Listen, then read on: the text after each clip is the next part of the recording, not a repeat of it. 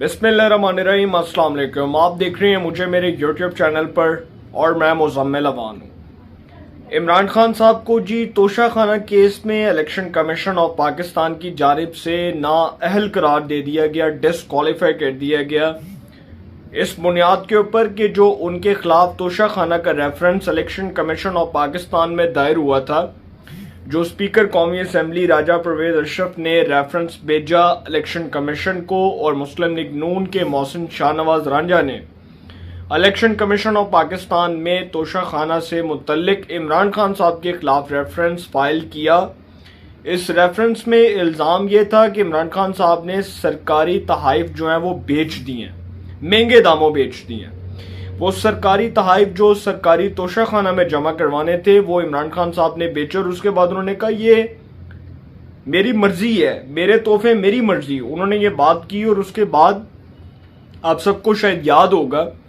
कि election commission of Pakistan ने कुछ दिन पहले इसका फैसला महफूज किया और वो फैसला सुना दिया गया। अब इस फैसले में इमरान खान साहब को डिसक्वालीफाई करार दे दिया गया। करप्ट प्रैक्टिसेस के मुर्तकिब करार पाए इलेक्शन कमीशन ऑफ पाकिस्तान ने उनके खिलाफ कार्रवाई करने का हुक्म दे दिया, फौजदारी कार्रवाई होगी। और बहुत से लोग ये सवाल कर रहे थे कि क्या इमरान खान साहब को लाइफ टाइम डिसक्वालीफाई किया गया या इमरान खान साहब को सिर्फ इलेक्शंस की मुद्दत तक नाअहल करार दिया गया। सर, इमरान खान साहब को 5 साल के लिए नाअहल करार दे दिया गया। 5 साल तक वो पार्लिमानी सियासत में हिस्सा नहीं ले सकते, वो सेनेट के रुकन नहीं बन सकते,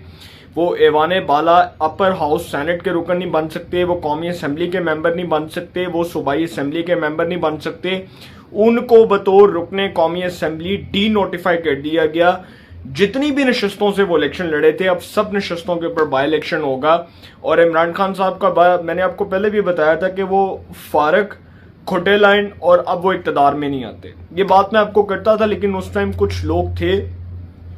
जिनको इमरान खान साहब की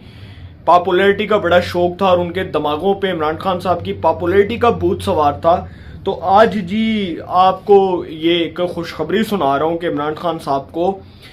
इलेक्शन कमीशन ऑफ पाकिस्तान ने तोशाखाना रेफरेंस के अंदर नाअहल करार देते हुए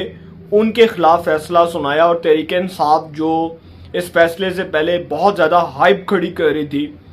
इस फैसले को किसी भी तरह से कंट्रोवर्शियल बनाने का मकसद ये था कि किसी तरह इमरान खान साहब के खिलाफ ये जो इलेक्शन कमीशन ने फैसला सुनाना है इसको रोका जा सके और इलेक्शन कमीशन ये फैसला ना सुनाए। अब इलेक्शन कमीशन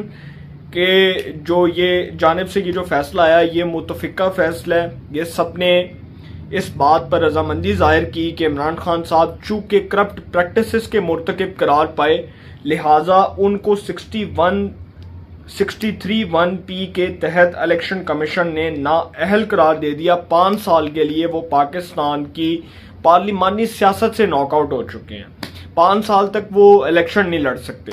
अब उसके बाद जी उनके पास एक फॉरम है, वो ये है, बल्कि अब ये कह सकते हैं कि 2 फॉरम्स हैं। एक वो हाई कोर्ट में अपील कर सकते हैं, एक वो सुप्रीम कोर्ट ऑफ पाकिस्तान में अपील कर सकते हैं। लेकिन इस अपील का फायदा तो तब है जब इस फैसले को रिवर्स कर दिया जाए और अदालत टेक्निकल ग्राउंड्स के ऊपर देखे कि इमरान खान साहब ने वाकई में जो बात की है उसमें वजन है। लेकिन इसमें वजन इसलिए नजर नहीं आता क्योंकि इलेक्शन कमीशन ऑफ पाकिस्तान की जानिब से इमरान खान साहब को जिस इल्ज़ाम में सजा सुनाई गई है वो ये है कि सरकारी तहाइफ जो तोशाखाना के सरकारी तहाइफ जमा करवाने थे वो इमरान खान साहब ने करोड़ों में बेचे। वो किससे बिकवाए, ये इमरान खान साहब ने किसके थ्रू इसका रेट लगवाया, और ये जो तहाइफ थे ये मुल्क व कौम की इमानत थे, इसमें इमरान खान साहब ने खयानत की और उसके बाद अपने एसेट्स में इसको शो नहीं किया। और इमरान खान साहब टेक्निकल ग्राउंड्स के ऊपर अगर देखा जाए तो उनको जो डिसक्वालिफिकेशन का जो उनके खिलाफ फैसला सुनाया गया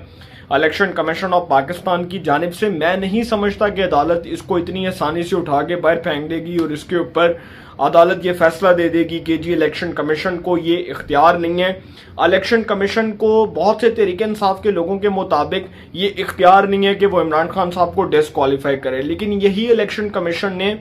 तब उन्हीं मुनहरिफ अराकीन को डिसक्वालीफाई, उन्हीं को डी सीट किया, सॉरी डिसक्वालीफाई कह रहा हूँ, डी सीट किया जिन अराकीन ने हमजा शहबाज को वोट दिया।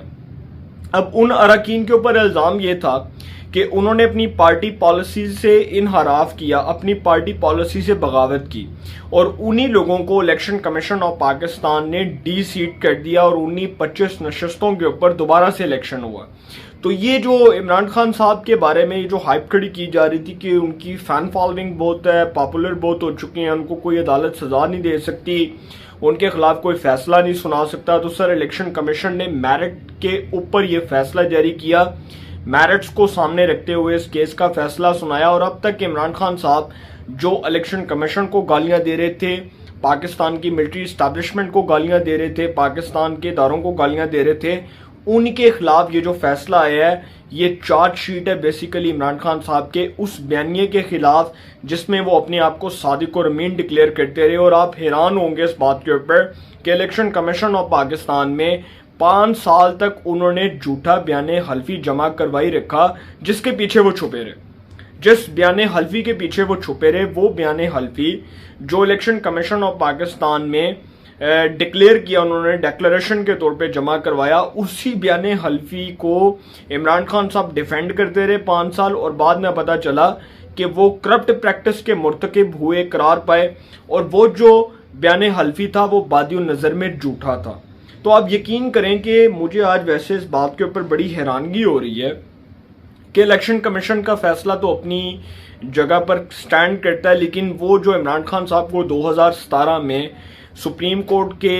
उस वक्त के चीफ जस्टिस मियां साकिब निसार साहब ने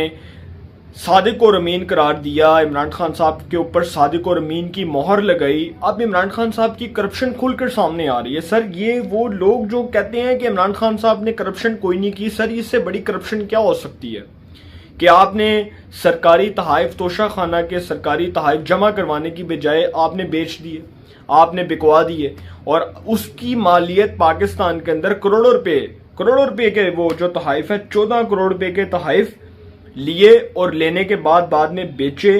और वो जो तहाइफ हैं वो बेचने के बाद अपनी आमदन में ये चीज़ को शो नहीं किया, अपने गोशवारों में ये नहीं बताया कि वो तहाइफ बेचे, बल्कि उनको ये डिक्लेयर करना चाहिए था कि जो तहाइफ उन्होंने 14 करोड़ रुपए के तोशा खाना के तहाइफ बेचे वो उनको अपने असासों में डिक्लेयर करना चाहिए था और बताना चाहिए था कि उन्होंने वो तहाइफ बेच दिया है। उन्होंने ये चीज़ नहीं बताई, जिसकी सबसे बड़ी वजह उनकी डिस्क्वालिफिकेशन बनी। और यही वजह टेक्निकल ग्राउंड्स के ऊपर अगर इस पॉइंट को सामने रखा जाए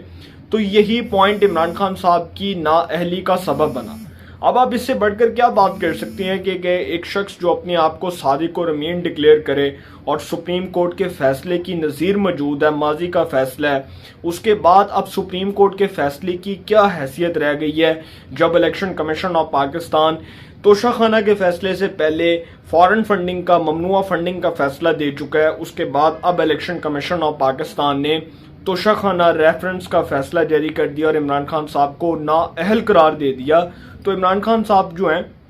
वो बादियो नज़र में तो झूठे हैं, बेईमान साबित हुए हैं, बददियानत, डिसऑनेस्ट साबित हुए हैं। तो बेसिकली जो है ना, इमरान खान साहब को मरवा गई हैं बुशरा बीबी साहिबा, जो उनको गलत मशवरे देती रहीं, जो उनको गलत हदायत जारी करती रहीं, जिनकी वजह से आज इमरान खान साहब की सियासत आप ये कहें कि खोटे लाइन लग गई है और इमरान खान साहब की सियासत का धड़न तख्ता हो गया है। इसमें बुशरा बीबी साहिबा ने बड़ी जो है ना वो एफर्ट्स किए हैं, बड़ा कंट्रीब्यूट किया इमरान खान साहब की सियासत को खोटे लाइन लगाने में। और मैं समझता हूँ कि इमरान खान साहब की पॉलिटिक्स जो है वो ज़मीन बॉस हो चुकी है। इस फैसले के बाद उनकी पॉपुलैरिटी गिर चुकी है और अब ये साबित हो चुका है कि कोई भी कानून से और आइन से बालातर नहीं है। जब नवाज शरीफ को सजाएं सुनाई जा रही थी, मैं हैरान हूँ इन लोगों के ऊपर कि जब नवाज शरीफ को डिस्क्वालीफाई किया गया तो तब साबिर शाकिर जैसे जो सहाफ़ी थे वो माइक पकड़ के और एयर वाई पे रिपोर्टिंग करते हुए वो दांत निकाल रहे थे, ऐसा लग रहा था शायद वो किसी पार्टी के स्पोक्स पर्सन है। तो उस वक्त जो है उस तरह के लोग जो है वो कहके लगाते थे। आज जब इमरान खान साहब डिस्क्वालीफाई हुए तो आज वो मकाफाते अमल है ना, कहते हैं ना कि मकाफाते अमल अटल है और हकीकत जो है वो बदलती नहीं है, हकीकत एक ना एक दिन अयां हो जाती है। तो हकीकत अयां हो चुकी है इस फैसले के बाद और ये भी पता चल चुका है कि कोई भी पाकिस्तान में कॉन्स्टिट्यूशन से ज़्यादा सुप्रीम नहीं है, उस कॉन्स्टिट्यूशन से, उस आइन से बालातर नहीं है जो ये समझता है कि जी अदालतें मेरे लिए कोई और फैसला करेंगी, दूसरे फरीक के लिए कोई और फैसला करेंगी। हर कोई कानून की नज़र में बराबर है। हर एक को कानून की नज़र में बराबरी की सतह पर देखा जाए, उसको जो सज़ा मिले वो बराबरी की सतह पर देनी चाहिए। ये नहीं हो सकता कि अगर एक चोर गलत काम कर रहा है तो दूसरे चोर को रिलीफ देकर उसको छोड़ दिया जाए और जो एक चोर जो गलत काम कर रहा है उसको लटका दिया जाए और दूसरे चोर को जो है जमानत मिल जाए। सर, पाकिस्तान में इलेक्शन कमीशन ऑफ पाकिस्तान जैसे इदारे को जितनी इमरान खान साहब ने गालियां दी, जितना उन्होंने चीफ इलेक्शन कमिश्नर के ऊपर तनकीद की, जितना उन्होंने जहर उगला, आप यकीन करें कि उनका हौसला है, उनकी हिम्मत है, उनकी बहादुरी है, उनकी शुजाअत को, दिलेरी को सलाम पेश करना चाहिए कि उन्होंने इमरान खान साहब के खिलाफ कोई स्टेटमेंट जारी नहीं किया, कोई पॉलिटिकल बयान जारी नहीं किया, कोई पॉलिटिकल बयान टीवी टॉक शोज के अंदर नहीं आया, कोई टीवी स्क्रीन्स के ट्रिगर्स के तौर पर नहीं चला, बल्कि उन्होंने बड़ी दिलेरी बहादुरी के साथ अपनी जुर्रतमंदी का मुजाहरा करते हुए ये मेरिट पर फैसला जारी किया, तोशाखाना नाअहली रेफरेंस का, और इमरान खान साहब को डिस्क्वालीफाई करार दिया। अब ये जो इमरान खान साहब हैं जी,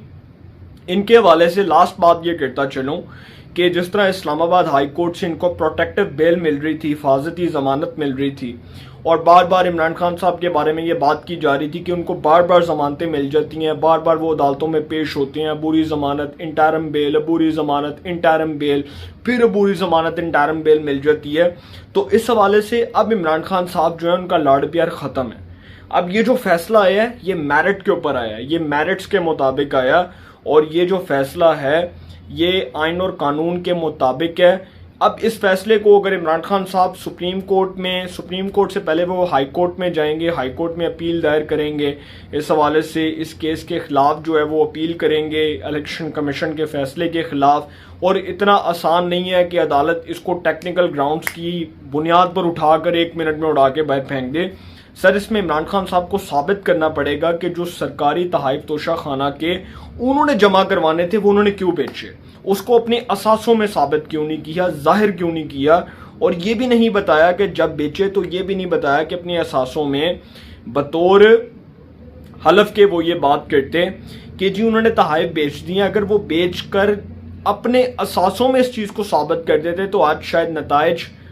कॉन्सिक्वेंसेस कुछ और होते। तो अब सुप्रीम कोर्ट में भी यही हाल होगा। लेकिन इमरान खान साहब जी पाकिस्तान की पार्लिमानी सियासत से 5 साल के लिए एलिमिनेट हो गए, नॉकआउट हो गए, और कौम को मुबारक हो कि कौम की इमरान खान साहब से जान छूट गई है। और मैं आपको कहता था कि एक दिन आएगा इमरान खान साहब जो है वो खिड़की में आ जाएंगे, और उनकी दुम खिड़की में आ चुकी है, तो अब वो खिड़की से नहीं निकल सकते। तो अपनी राय का कमेंट्स में ज़रूर इजहार कीजिएगा। इंशाल्लाह जी एक नए सेगमेंट के साथ फिर मुलाकात होगी। अपना बहुत ख्याल रखिएगा। अल्लाह ने के बाद।